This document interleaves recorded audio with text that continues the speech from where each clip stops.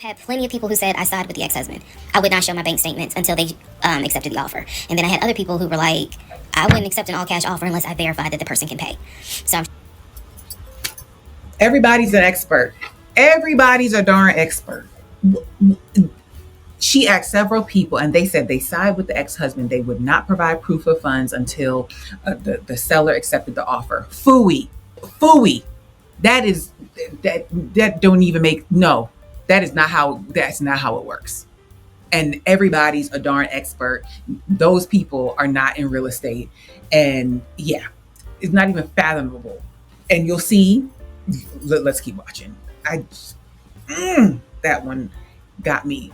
No, just like how you provide a pre-approval letter, you need to provide proof of funds. It's no different. Today we are going to talk about it. We are going to have a different type of video, a fun type of video, an interesting type of video. We are going to be talking about who the bleep did I marry? Yes, who did I marry? If you have not seen this, it has been this popular TikTok series where the young lady is detailing her relationship, and yeah, it's a lot. It is a lot. Let me go ahead and insert this clip right here. He provided this statement saying he'd qualified for $750,000 mortgage. Mm-hmm. People go get a pre-qual letter all the time. So again, this is all seeming legitimate. Right. When you went in to look at a house, I think you found one, right? That you liked. Yes. And was he leading the way in getting the home and qualifying and dealing with the real estate agent? So he was choosing houses. The one that he initially put an offer in on is a house that I chose. But he was choosing houses. We were sending it to the realtor. He was saying, you know, we would walk around the house and he's like, okay, I want to make this my man cave. I want to do, he was picturing how, you know, it would be for us to live there. So again, I believed what I saw. I believed the letter that was in my hand that I had read. All right, so she was on the Tamron Hall show. I saw that she was also on Good Morning America. All the series, I want to say it's like 7 hours and some change. Tamron Hall had her on the show for like 8 minutes. So she just touched on some topics.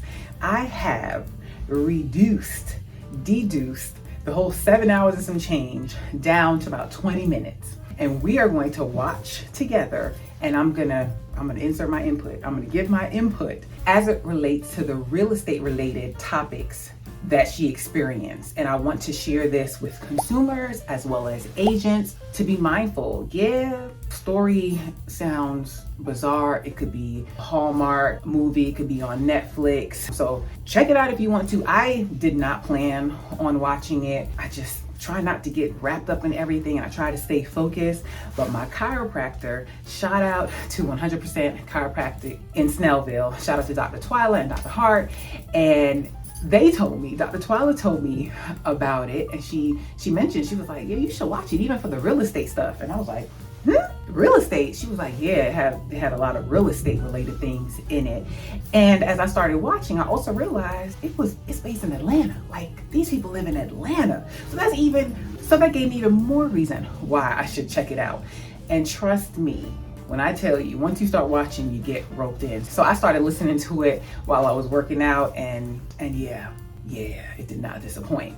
So if you have not watched it, you plan on watching it, you can still do it, but just know I am going to give spoilers, but really as it relates to the real estate related topics. All right, so let's go ahead and get into it. All right, before I press play, let me advise you that in order to get it condensed, I sped it up. So her voice is sped up. This is not her actual voice. I do suggest that if you're going to listen to the series, that you listen to it on the speed of 1.25 or 1.5 so that it goes by quicker. Because I sped it up after the fact, like while I was editing, that's why her voice is altered. But if you speed it up while you're watching, then it won't sound like this. All right. And then anything else I need to warn you on? No, I think that's about it. All right, let's get into it. Looking for a house. Like, he showed me the email from a woman who worked at the company where she was out on maternity leave, but she was putting him in contact with a realtor to help him find a townhome or a single family house. And she was apologizing in the email. I'm so sorry, this should have been taken care of before you got here, but it wasn't, I saw the email. We're living together, and then we have a conversation about about house. Is he? Okay, first thing I want to point out there is that she's saying that she saw the letter. She's talking about a pre-approval letter. She saw a pre-approval letter and she saw the emails of him communicating with an agent. So he is using an agent, taking an agent's, using their time, and she is apologizing on maternity leave. And she says this should have been handled, before I went out on maternity leave. This agent had so many other things that she could be doing with her time than spending it with somebody. Like, I'm just gonna let you know right now, this is some foolery that you are about to hear. But this is just the first part. Like, I just want it all to sink in how he played on so many levels. So this is one, taking time away from this agent that's having a baby. She could have been giving time to them. All right. Still going to buy a house just for him, or is he going to buy a house where it's for us? So the decision was made, let's start looking for a house for both of us.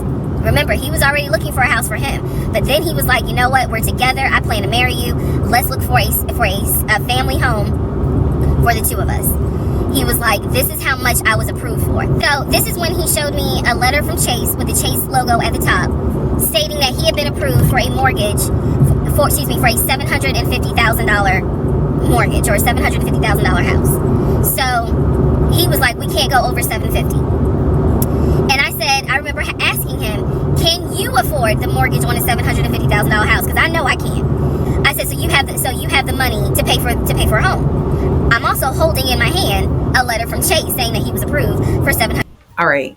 Shout out to her there. Like, that is wise. She asked him, now that we're looking for a house for us, because you were looking for a house just by yourself, but now it's just us, can you afford this mortgage for a $750,000 house? Because I can't. That's wise. She did not go in there, at least in this part, with her head in the sky thinking magically she was going to either make some money, have to come up with it, or she did not assume that he was going to be okay with her not pulling her weight with the mortgage. So she got that out the way up front. So kudos to her on that. $150,000. So we contacted a realtor. I won't say his name, but man, if he ever sees this TikTok, I owe this man such an apology. But we contacted a realtor who was based in Cobb County. So we met a realtor. I would find houses that I wanted to tour. Keep in mind that this was COVID. So at the time, we could not tour a home. It would have to be a virtual tour. So this particular realtor, we found a house in Douglasville, Georgia. Not Cobb County, but nevertheless it's in Douglasville. I was fine with Douglasville. So we found a house in Douglasville, Georgia. The realtor did a FaceTime tour. So mind you, now they're on realtor number 2. And this is during COVID times. That is correct. Things had changed as far as how you could view homes and stuff like that. So now this realtor is taking his time and going out and doing FaceTimes for them to see the home. Realtor number 2. Of the house. And the home was listed $400 and something thousand. He really liked the house. He was like, you know what, we'll put an offer in on the house. He was like, if you like it, because again, it was COVID, we weren't going to be able to see the house in person because the family still lived there. So he said, I'll put an offer in. We'll see if it's accepted. I said, okay. So he puts an offer in. He's telling me he put an offer in. The realtor would call me because one thing that the realtor told us, he was like, if the woman likes the house, typically the house is going to get bought. So he kind of dealt with me a bit more than he did my ex-husband.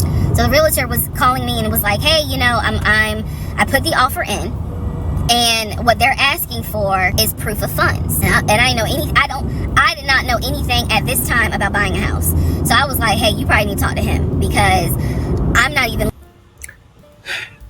Okay, so he's now putting in offers. He wants to put in an offer, and she said, I did not know anything about buying a home. So the realtor's dealing with her, but now she's about to tell you that she's like, well, listen, I'm not even on the loan, so just go ahead and call him. Educate yourself. I think people do better nowadays because of social media, just the internet. They just have so many resources. But when I bought my first home, I didn't educate myself, and it could have went left. It could have went very left. Thankfully, I met I met some hardships. If you haven't seen my video about my personal home story, check that out. But I could have easily lost that home. Thankfully, I didn't. But listen, this was before I got into real estate. I was just so happy to be getting the house. I was just signing on the line. I believe whatever, I was told. So yeah, you definitely want to do your due diligence. Not saying you have to be the expert, but just go in there with some level of understanding. And then when you decide to work with a real estate professional, you want to have like a home buyer's consultation. You want them to actually educate you on the process versus just being a door opener. All right, let's get into it again. Listed on the mortgage, like from the paperwork I saw, it was only in his name. So he called him. I guess they talked. So the boyfriend is coming, my ex is coming home saying, yeah, I talked to so-and-so. I sent him over the paperwork. The offer was approved. They are going to try to do a virtual closing. First, we got to do an inspection. If the inspection goes all well, then we have to do a virtual closing. He also told me that he put down earnest money on the home. He put down, I believe, $5,000. He said, I just transferred the money over to the realtor's account or whatever, so that it could be earnest money for the house. So I'm just like, okay, great. He was like, so realistically, this is April. We should be able to get in that house by June. About 3 or 4 days later, I get a phone call from the realtor. And the realtor is like, hey, I'm just checking to see what you guys want to do about that house. So I was confused. I'm at work. And I said, oh, I was told that he put an offer in. And the realtor was like, he did?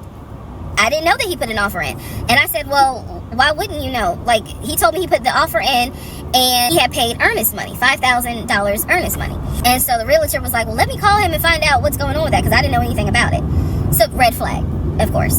So I call him, and he in true narcissistic nature, he flips the script and he like goes off. He's like cussing, going off, like, shouldn't be calling you. If he has a question, he should call me because I'm the one that's on a mortgage. He was like, and now it's going to be an issue. And I said, well, did you put the offer in with him or not? Hold on.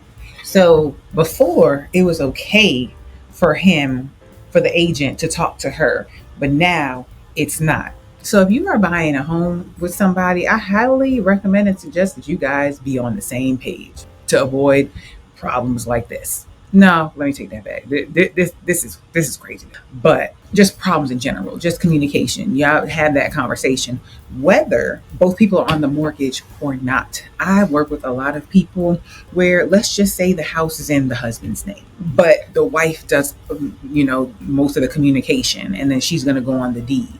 So, they just have the understanding, and it's communicated. We're all on the same page. So you just want to make sure that the two parties involved, whether it's husband and wife, whether it's a family member, I would say boyfriend and girlfriend, but I wouldn't recommend it. But I have another video on that. But yeah, just make sure you guys are on the same page.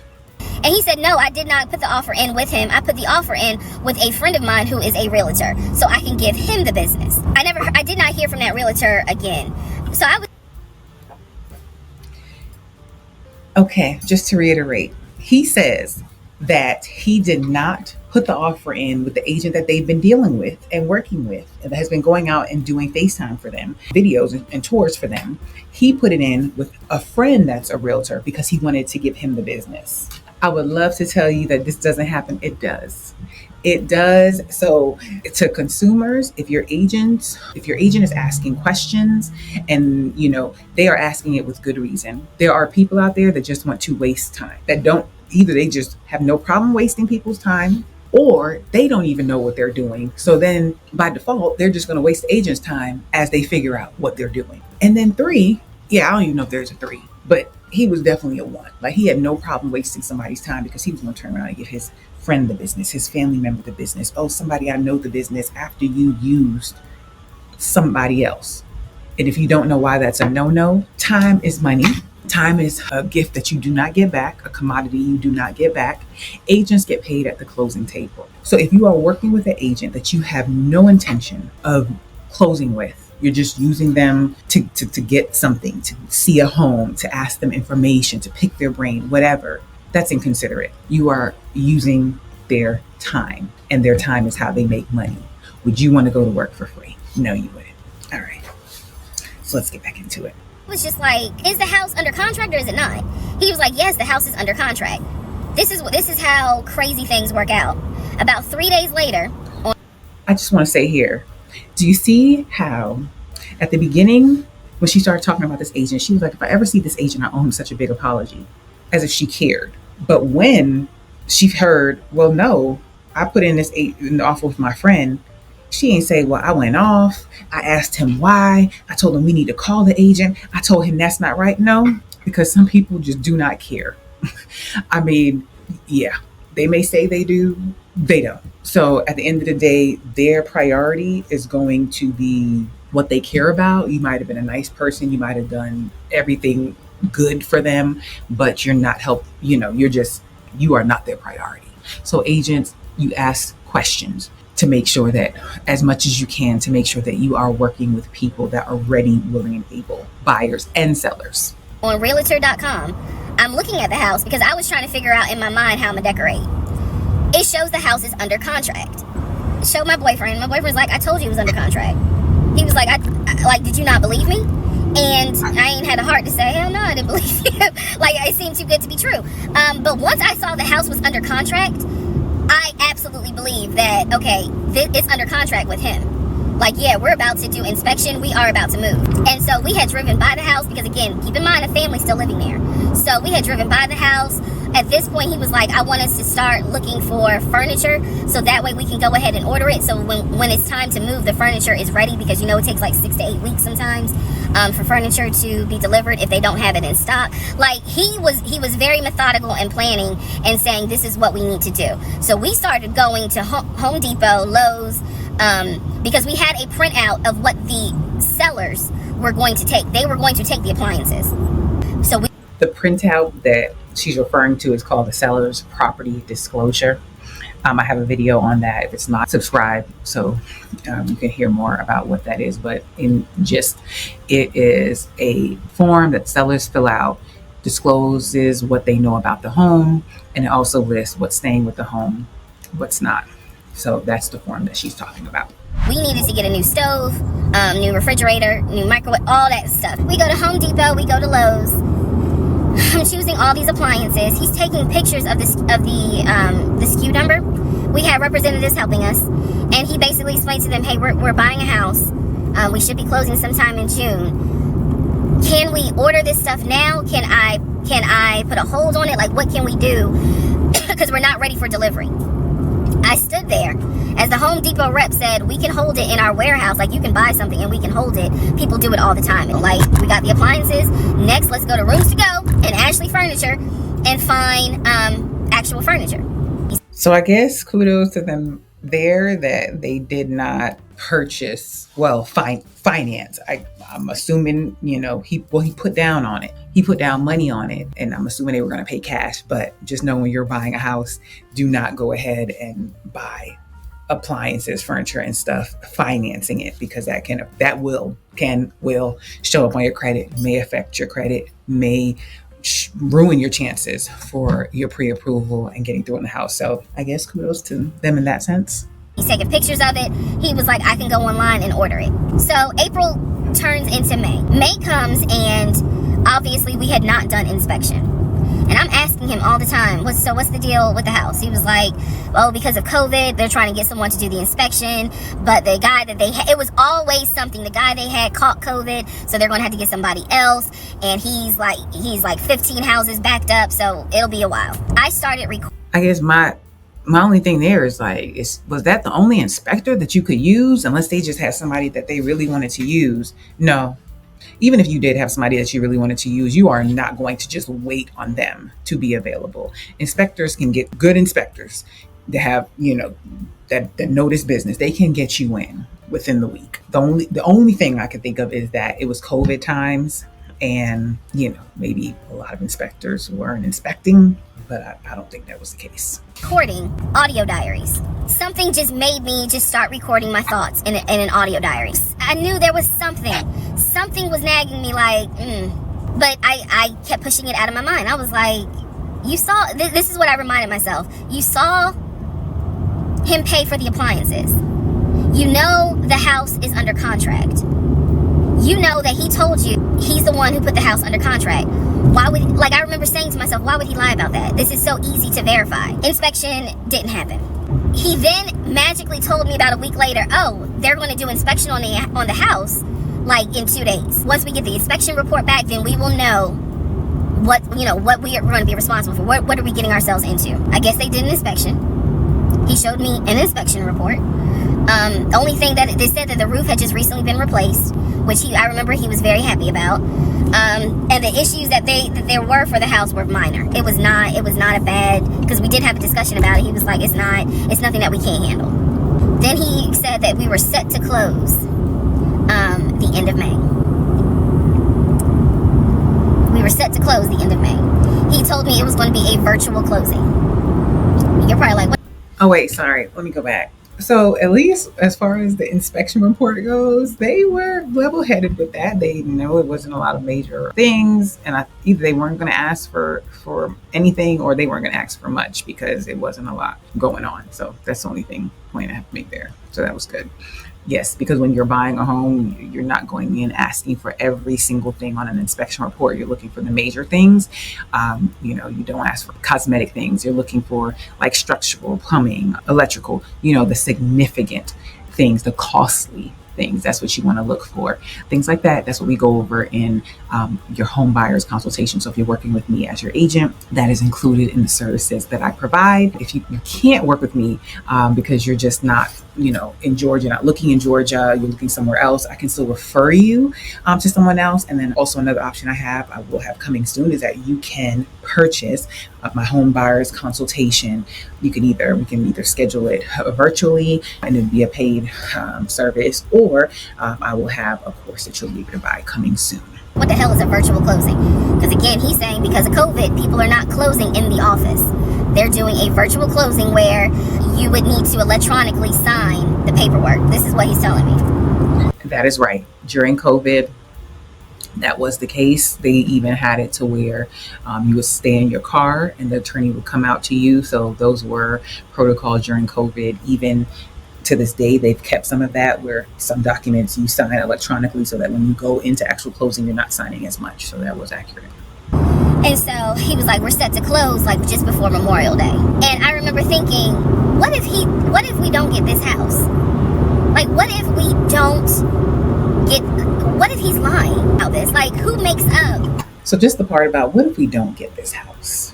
Normally I'd be like, don't have that negative thinking, think positively. But in her case, it was different. But if you are going through the process, I know you could be stressed and you're just like, I don't know, I've heard of things coming up at the last minute. That's why you want to work with lenders that are reputable. They've come by referral. Your agent refers them. A family or friend has worked with them before, because not all lenders hold their weight. Not all pre-approvals hold their weight. And when I say hold their weight, like not all lenders are asking for the correct documents. So it's not until the end and they're like, oh, well, we didn't know you paid child support and we didn't factor that in. So now you don't qualify. Things like that to come up. So outside of that stuff, you should be good getting to closing. That they're buying a house when in fact they're not. We're supposed to close before Memorial Day. We didn't. There was an excuse. There was always an excuse with him. Always an excuse. And I didn't know enough about the process to question stuff because I really wasn't involved the way I should have been. And it was giving me a lot of anxiety. So I'm pregnant with a lot of anxiety. And what I was stressed about is I didn't know what was going on because I wasn't really involved the way that a normal relationship would be involved. So we did not close. I just wanted to tell you, like, buying a home, selling a home, a real estate transaction is the largest purchase that most people make in their lives. So in addition to doing that, you still have regular life, you're still working, you still have kids, and you still have life is still life, right? So it can be a stressful time. Then you have everybody has their input. So it helps when you're working with a real estate professional where you can communicate and talk those things through. She didn't have that. Yeah, so just tip that will help you get through the process to navigate. Like, I don't promise my clients perfection, but I do promise them that if they stick with me, I will navigate them through to the closing table. And why I say I don't promise them perfection is because we're humans. There are so many people involved in a real estate transaction, so many components, so many things that it's unrealistic to think that it's going to be perfect. If you have a transaction that is totally smooth sailing, it was the easiest process, thank the Lord and thank your lucky stars, because that's just not, it's not the norm. Something comes up, but just because something comes up, it doesn't mean you're like, oh my gosh, it's not meant to happen. It just means, okay, this came up, but this is what we need to do. And that's what an agent helps you do, navigate the process to the closing. We move now into June. This is now going into June. Around June 5th, I looked at the house again on realtor.com. This was around June 5th. It showed that the house was off the market. And I remember being like, okay, wait, what does that mean? What does that mean? Because ex-husband is telling me we're about to close on the house. We're about to close. It's our house. We got furniture, da-da-da, da-da-da, da-da-da. He's also telling me that he's been in contact with the realtor, his friend, who was telling him, you know, this is what was happening next. Here's what's going on. So the guy that we initially worked with apparently is completely out of the picture. But again, I was not heavily involved. Like, now I'm really freaking out. So it shows the name of the real estate agent for the seller. I don't remember her name. I called her and I said, my husband and I, even though I wasn't married, my husband and I were looking at this house at 123 Main Street, and we really wanted to tour it, but now I'm showing it's off market. Is it not available? Or, you know, I pulled that card and she was like, oh, no, ma'am. I just want to say here where she was like, yeah, I told her my husband and I, you know, even though we're not married, it's not a big thing, but I just want to say, like, why your agent asks questions, why agents you have to ask questions, you have to vet, is because we get people will call and tell us all type of stuff. No, I'm not working with an agent. Yeah, knowing good and well they are working with an agent. No, yeah, I'm ready to move now. No, they're not. They really just want to see the house. But they're telling you, well, I'll get pre-approved after you show me the house. Like, this is why we have to do our due diligence, right? It's just the nature of the business, unfortunately. The home closed yesterday. It closed June 4th. Again, there are certain dates I just remember. I asked her something. I don't remember the specific question I asked her. And I know why I asked the question, because I was anticipating that my boyfriend at the time was going to have some sort of excuse. So I asked her something about the buyers. And I remember, and somehow, again, forgive me, I don't remember the question I asked her, but the answer was that it was an older white couple. And I was trying to think of ways on how he's going to do it. And something said... When I hear her say that, all I think of is fair housing. And I don't think, the way she's saying it, I don't think that it was said in with any malintent, but just the fact that it was brought up. Like, agents, y'all just be careful when you're answering stuff, what you're saying. I'm sure this agent just thought, I'm just answering this person's question, giving them information, not knowing that her answer was going to be part of a whole TikTok series that was going to go viral and was going to be on TV shows and Good Morning America. She didn't know. And she just showed the picture of the house and the sold date. They can trace that back to the agent that said it. That's what I thought about. Agents, CYA, like, yeah, even though you think your clients are so down, they're going to look out for you, like, everything's good until it's not. So just be mindful of that. Said to me, because I say it on the audio diary, I said, he's going to say it's a bad deal, and he's going to say he wants to pull out. The next day I asked him about the house, and he said, my friend, the realtor, he was like, I'm talking to him because something's going on with the interest rate. I said, you know what, this is literally what I said, y'all. If the interest rate isn't good, then we shouldn't move there. We should probably let this house go. We should cancel whatever furniture we ordered, or, you know, appliances, and let's just look for another house. He was like, I'm gonna call the friend, the realtor, and tell him I'm backing out of the house, and I'm gonna see if I can get my earnest money back. And so that's how that first house fell through. I guess it was about a week later, he decides to... So about here, right? I know you're saying, man, I'd have been out. And trust when I tell you that this isn't even the tip of the iceberg of the stuff that she shares that she went through during this relationship. But you would think that, no, I'm out. She wasn't. And this is no fault to her, because it gets deep. I'm not shaming her, because I feel like I know I've been done before. So yeah, let's keep going. You want to start looking for a house again. Because of what happened with the house in Douglasville, I felt like I was smarter this time to say, I want to be involved in every aspect. I told him, I said, I don't want to work with your friend who I've never met, never talked to. So we found a new real estate agent, really nice guy. His name was Scott. I am using his real name. Third real estate agent, third one. Really nice guy. And I just have to say here, agents, when you talk to somebody, and I would ask that question, or somehow find out the information, like, how long have you been looking for a home? How long have you been trying to sell your home? And find out, if they say, well, we've been trying to find a home for 2 years. It takes you 2 years to find, that's not normal to find a home. Or, well, yeah, and then what happened with that during those 2 years? Well, first agent just such and such, and our second agent or such and such, or they may mention a previous agent and then ask like, okay, well, what happened with that agent? Why didn't it work?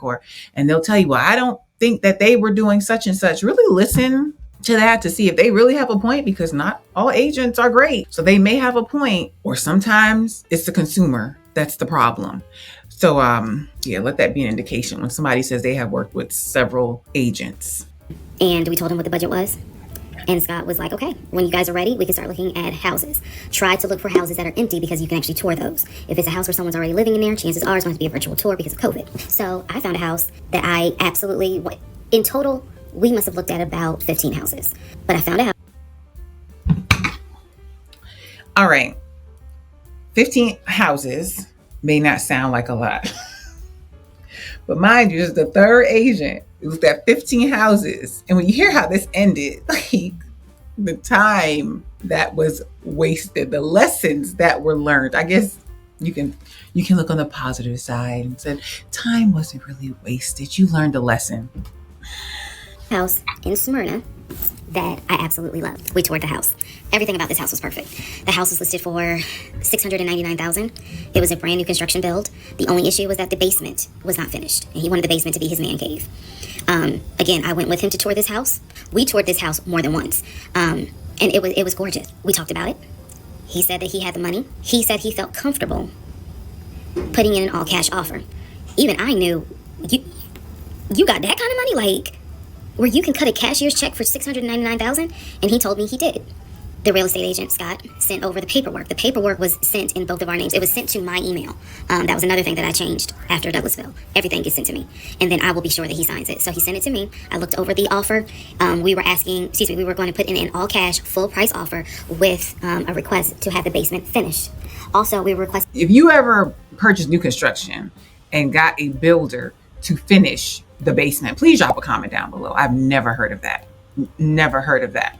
Yeah, it's costly. Finishing a basement is costly. And then a builder's just going to throw it in there. Maybe they thought or were trying to use, well, it's cash, so the builder will have more incentive to do it. Maybe that's why. I'm surprised the realtor, put that in, or he's probably like, well, this is what my client's asking for. This is what we'll do, but requesting for the seller to give us an answer within 24 hours. And then also a quick closing because it was a new construction. So we didn't have to wait for the current tenant to move out. So I watched in our bedroom as he pulled it up, because it was a electronic document. He signed his name to the offer for $699,000 cash. I sent the offer back to Scott from my email. All parties had signed. Scott texted us and said, I got it. I'm submitting it. I will let you know what they say. I'm submitting it. I will let you know what they say. And next day comes, Scott asks if we can take a phone call. So he calls us and tells us that the offer was. You see the voice change? That's because when you're watching the video and you adjust the speed, it will still sound like her normal voice. I should have done this for the whole video, but I didn't, and I wasn't going back to record. Re-record this. Not accepted, and the builder did not do a counter offer. We don't exactly know why he didn't accept it, but the bottom line is that we figured out later on that he didn't want to finish the basement. I could have told you why he didn't accept it. And he didn't even counter offer. So he got this offer and was like, yeah, this is a joke. This is a joke. So let that also be a lesson. Like, people think, well, I'm paying cash so I can come in with a ridiculous request or offer. Yeah, there's a lot of people. There's actually a lot of people that have cash money out here to buy a home. So it doesn't give you as much weight as you think it does. At the end of the day, to a seller, whether you're paying cash or they're getting a loan, either way, they're getting what they want out of it. So some people feel like, well, let's offer them less and do cash. Some sellers are like, no, that's okay. I'll wait on the finance deal and get more money. So just keep that in mind. And the seller didn't even respond. So they didn't even counter and say, well, we would like to take your offer, but we're not going to finish the basement. That's also a thing. So the offer was not accepted. The house fell through. I was okay with that because, again, I knew he had put in an offer. So we continued looking at other houses. We found another house in Smyrna that he really liked. I thought that it was way too big for just the two of us. And so the price of this home was much higher than the $750,000 that. Something to keep in mind, especially with the way interest rates has gone up, just inflation, everything. Like, you don't have to buy at your max approval. You don't want to be house poor. If you don't need the space and you really don't have that much cushion in your finances, don't get the space. I would say buy with what is more comfortable to you. Something that I'm seeing with people is, they're not even seeing what they like at their approval amount. So they're trying to stretch it even more, but just think about all the costs that go into buying a home. But apparently he's paying cash and he has all this money. Chase had approved for the mortgage. So what he explained to me was that he was willing to do the $750,000 mortgage, and he was also willing to put a significant amount of the money in savings on the house, which meant that he was now comfortable going from $750,000 up to about $900,000. Again, his whole explanation was, I have the money where I can put down a substantial down payment, bring down the price of the home, and then basically mortgage the rest of it. So that was now the plan. I was not comfortable with a home over $900,000. But again, keep in mind, I saw the Chase paperwork. So I was like, I just feel more comfortable sticking at the $750,000 mark. That's what you were approved for. Let's go with that. So by this point, again, this is fall. We're still looking at houses. We're still touring houses as much as we can because it is COVID. We had found another house that we really liked and a house that I really, truly wanted to put an offer in on. This was now going to be the second house that we put an offer on. He put in the asking price, I believe, was about $700,000. He put in under asking an offer for about $650,000. We found out that the home was sitting. Just want to say, if you are going to put in an offer that is below asking price, there needs to be some justification. It's just not like, oh, I just feel like it, I'm just pulling a number and just going with that. Like, there needs to be some justification to help your agent justify why this offer is low. Like, we looked at the comps, other homes in the area or in the neighborhood are more updated and they sold for this. So it needs to have some backing there. I don't know why he went in at the 650, but maybe the agent advised him because maybe the house had been on the market for a long time, or maybe, just needs to have some reasoning behind it. Sitting on a septic tank. We found out that the septic tank had an issue and it would have taken about $15,000 to $20,000 to fix the septic tank. The sellers were not willing to fix the septic tank. Personally, I didn't really care for the house that much. I'm the one who was like, I don't really want it. So even though we put an offer in, we had 24 hours where we could pull our offer back. And so we did. The sellers, there's an issue with the septic tank. That's a major component of the house and you don't want to fix it to sell your home. That's an unrealistic seller. You want to pass off your problem to somebody else. That's a no-no. Did. Once we found out, I believe it was in the disclosure. And if you're a realtor, please feel free to tell me if I'm using the wrong terminology. But I believe it was in the disclosure that they told us the septic tank needs to be replaced. That's when I was like, nah. So they listed the house knowing that the septic needed to be replaced. Maybe that's why he went in at $650. But then they should have listed it for less to justify the cost. Yeah, that's what buyer wants to go in with. I don't want that house.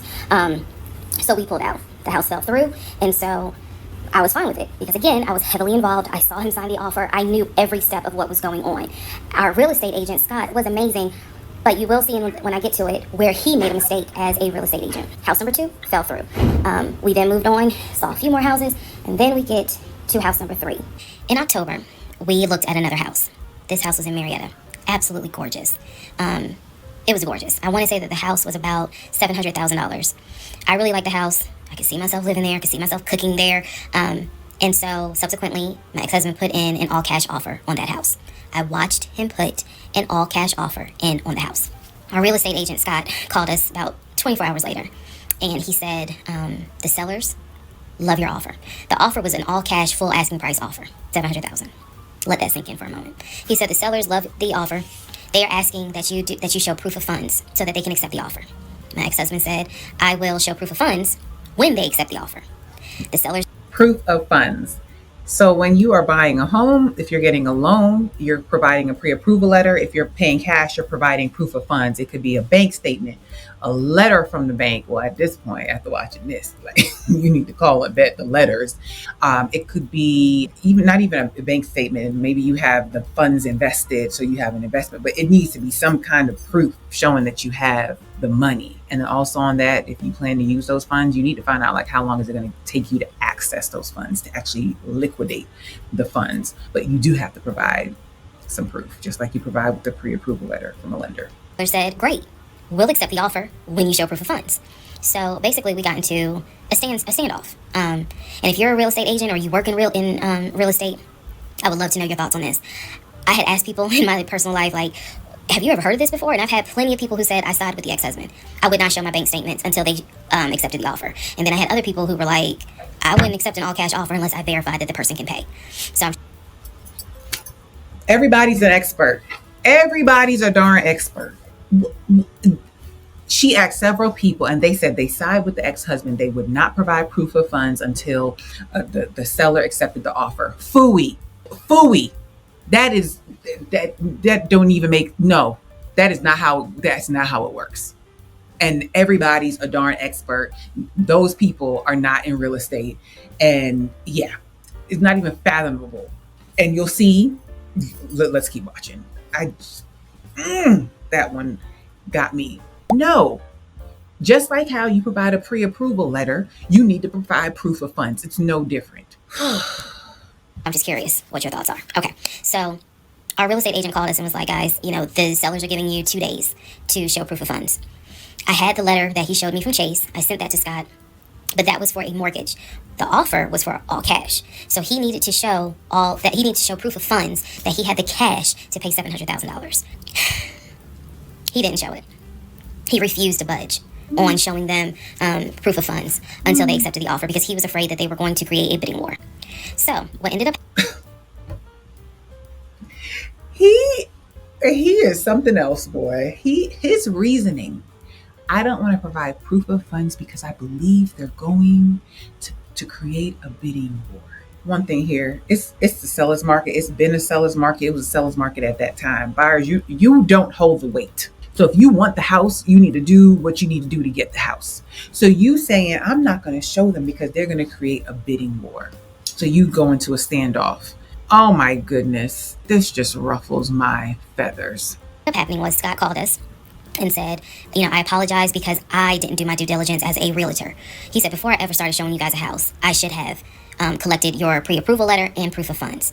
He said, this made me wonder, was Scott new?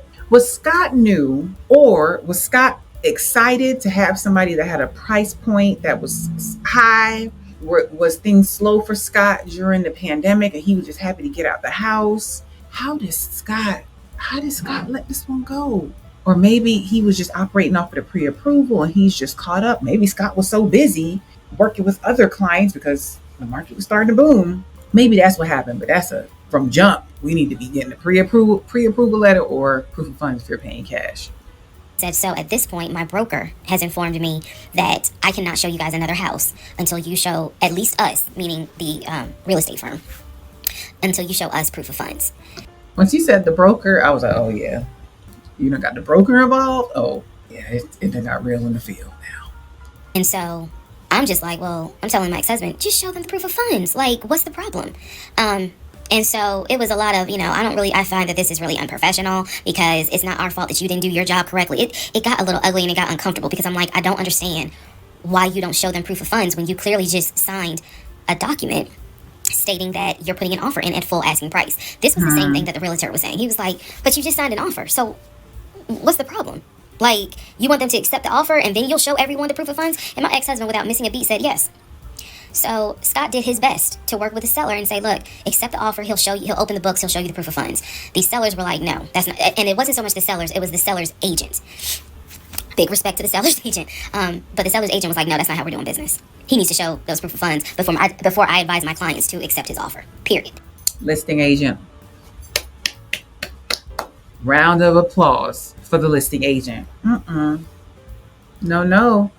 She did right by her clients because she could have had their house tied up getting strung along for this hocus pocus nonsense. Wow.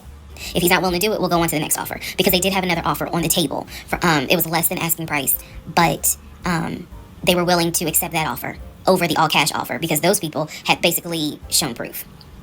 So subsequently, the house fell through. We passed the 2-day deadline. They went with the other offer. Also, at this point, our real estate agent, Scott, and I do not blame him for this, pretty much cut all ties, because what he, I believe, felt like was, I don't know what's going on. Scott fired them. Scott fired them. So consumers, please stop thinking that you guys are the only ones that can fire your agent. Like, the buyer can, fire their agent. No, the agent can fire the consumer as well if they feel like, for any of these reasons, wasting time, not serious, not realistic, not whatever. So that's why it's important to do a home buyer's consultation to make sure there's understanding, you guys are on the same page, the expectations on both sides are there. This is a mutual relationship that you are entering into. So it goes both ways. And just like how you're interviewing the agent's also interviewing you, because they're making a commitment to you as well. And they don't want to end up in a situation like this. But something's going on, and this is not how I do business. So until you guys are ready to show the proof of funds needed to buy a house, you need to get yourself another agent, because we were already about 20 to 25 houses deep by this point. We had already put in 2 other offers. They fell through. And now here we are with this house. And once again, it fell through in October 2020. And what I told him was, I said, I don't want to look at another house. I don't want to talk about cars. I just want to get through the holidays. I want to get through the end of the year. And we'll revisit stuff in January. I told him I didn't want to look at a house no more. I want to talk about houses. Do not mention the word Zillow. Do not mention the word realtor. Nothing. Let me. Frustration that can happen when, you just don't have a game plan, and going about it the right way. That's happening. I ask people, like, when you embark on this process, be prepared to see it through to the end. In a normal situation, things may come up, but you got to navigate it to see it through to the end. Just saying, I take a break. I change my mind. I'm going to renew my rental. After you have worked with an agent, they devoted time to you. Like, if you're going to set out on this journey, be prepared to see it through to the end. You just get through the holidays. End of January comes, he informs me that he wants to start looking for a house again. I had no real desire to go through that process. So what he decides is that he's going to look for a house for us using his friend, the realtor, the one I did not meet. So he tells me that he and his friend have been talking, and he's going to start looking at houses. And what he's going to do is basically, if he feels like it's a house I would like, then he wants to show it to me. And I remember thinking, sorry, my ice heater here. Okay. No agent wants to show a house twice. That's one. So if you are working with a partner, if one can't make it and the other one can't, you guys need to get on the same page. Time and gas for everybody involved, even you as the consumer. We don't want to show a house twice. Also, unless both of you guys are on the same page and like, we really want to see it again before we put in an offer. But just to say, oh, well, I'm not available, so just show it to me. And then if I really like it, then we'll bring the other person back. That's not the wisest game plan. And then the other piece to that is, you may see a home Monday and say, well, my partner can come Wednesday to see the house, and the home goes under contract. So keep that in mind with scheduling. All parties, decision makers should be present at the first showing. That is the best use of everybody's time, energy, resources. Y'all see the price of gas? That's not going to work. You're not going to choose a house without me. He was like, no, I'm not going to choose a house, but I just think that, me and old boy have been talking, and so he has some houses that he is representing. He wants to show me. So why don't you let me look at it? And if it's worth the time, then I'll bring you to look at it. So he already had some sort of plan in place after talking to his friend about how he's going to start looking at houses. This is the end of January 2021. So I kind of threw my hands in the air. I was just like, whatever, because I'm not getting emotionally involved in looking at houses. And for me, that's kind of what it was. I felt like I would see a house, I could picture us living there, and then it gets snatched away somehow, some way. I didn't want to go through that. So he started looking at houses. He's going to show me this house in Sandy Springs. Apparently the house was like $800,000. So he was like, I think that if I like the house, then I'm going to bring you out here so you can see it. So he's still maintaining the story of looking for a house. I had already let him know my lease is up in August. When my lease is up in August, I am moving to Cobb County. So You know I can't sign off without doing this. Yeah, this happened in Georgia, but it truly could happen anywhere. If you're considering moving to Georgia, don't let this deter you. Reach out to me. My calendar will be right here. Let's schedule some time for us to chat and talk about, what your goals are, where you want to move. We can talk about what your goals are, where you want to live, all of that good stuff. We will then schedule your home buyer's consultation where we'll dig in deeper. Also, grab my free Relocating to Georgia starter guide. The link will be right here and it'll also be down in the description box. All right, that's it. I hate to leave you on a cliffhanger, but if you want to really get the full gist of everything that happened, you can go ahead and check it out. Go on YouTube. That's how I watched it. It strung all of TikTok episodes together. I will go ahead and tell you that it was all a fluke. It was all a fluke. There was no pre-approval. He did not have money. He was never buying a house. He was never buying a house. He wasted everybody's time. First and foremost, hers. And then all of the agents, all of the sellers involved. It's just like, wow. So yeah, those were my gems, my nuggets, my thoughts, my takeaways. I got a little heated. Sorry, I got a little heated. Because you could say like, man, this is crazy. This don't really happen. But no, things like this happen in real estate. They actually do. You don't believe me? I wrote a whole book about it. Wrote a whole book about it called The Ugly Side of Real Estate, and know what to truly expect before getting your license and quitting your job. So yeah, because people think that the world of real estate, the being a real estate agent is just what you see on social media. You just show up to closings and it's just all just showing houses. That's all it is. And between that and then what they see on these TV shows, no, real work goes in here. So yeah, I just wanted to I just had to bring you that. So I brought you the parts that were related to real estate. The whole thing is like 7 hours. There's a lot in there. All right, thank you for watching. Please drop your comments. Drop your comments of what you thought, the takeaways that you got, the thoughts that you had, comments to my commentary. Share this video. This is a good one to listen to on the podcast. So yeah, check out the podcast if you haven't done so already. I appreciate you. Please give this video a thumbs up, and I will see you in next week's video. All right, if you got no other takeaway besides this, trust your gut. You can't see I'm touching my stomach. Trust your heart. Trust the guidance from the Holy Spirit, from the whatever it is. You trust that feeling that you have. Okay, it's there for a reason. That is going to be our takeaway. And with that, I'm going to sign out. Have a positive, peaceful, and productive day. Bye.